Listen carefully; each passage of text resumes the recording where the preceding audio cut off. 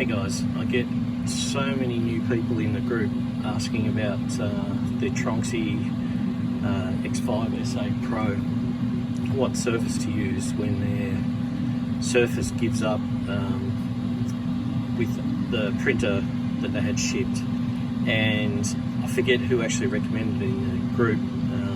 Someone recommended this energetic plate, and it's spelled energetic, ENERGETIC, and the link is on AliExpress. And I wouldn't really print with anything now that's different, and I'll show you why in a minute. You can get magnetic backed constructions, or you can just get the lamination on a spring steel base, which is what I prefer to use with clips, but each to their own.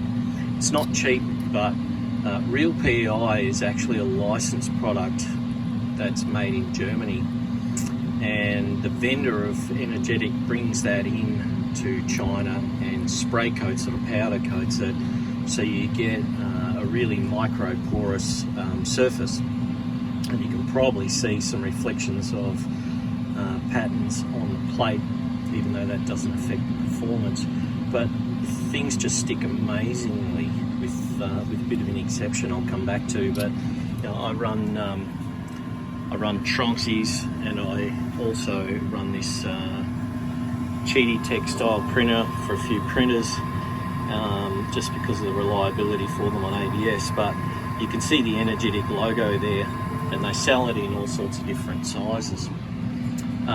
What you have to be extremely careful of is this stuff vacuums up grease, and I took it personally when someone said it to me, and I realised I'd been cooking a barbecue and I ran out to change some parts over, and my grease from my fingers actually soaked in, and you can see patches occasionally where you've forgotten what the hell you're doing, and you end up handling the plate, and the grease soaks in, and immediately things just won't stick to that little section anymore, and you can actually see your radiated fingerprints when you get up close to the material, because the grease just soaks straight in. So I always keep a scraper handy. At the moment I'm only printing PLA, but the stuff is fantastic for PETG and ABS, and you can actually hear my skirt there when I'm tapping it, just how hard that stuck. One of the great parts about it is when it's done, you can whip the plate off and bend it out, and the spring steel will then come away. But if you try and pull this part up, it is stuck fast. Unlike a lot of the OEM Cheaty material, which claims to be things like PEI, and is in fact Chinese pirate PEI made to some dodgy recipe, then you get sections of plate coming away, which is no good.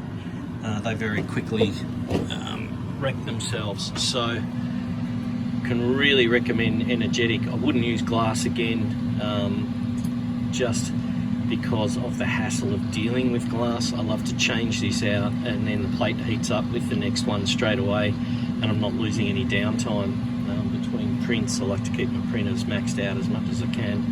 Printing this lightsaber at the moment.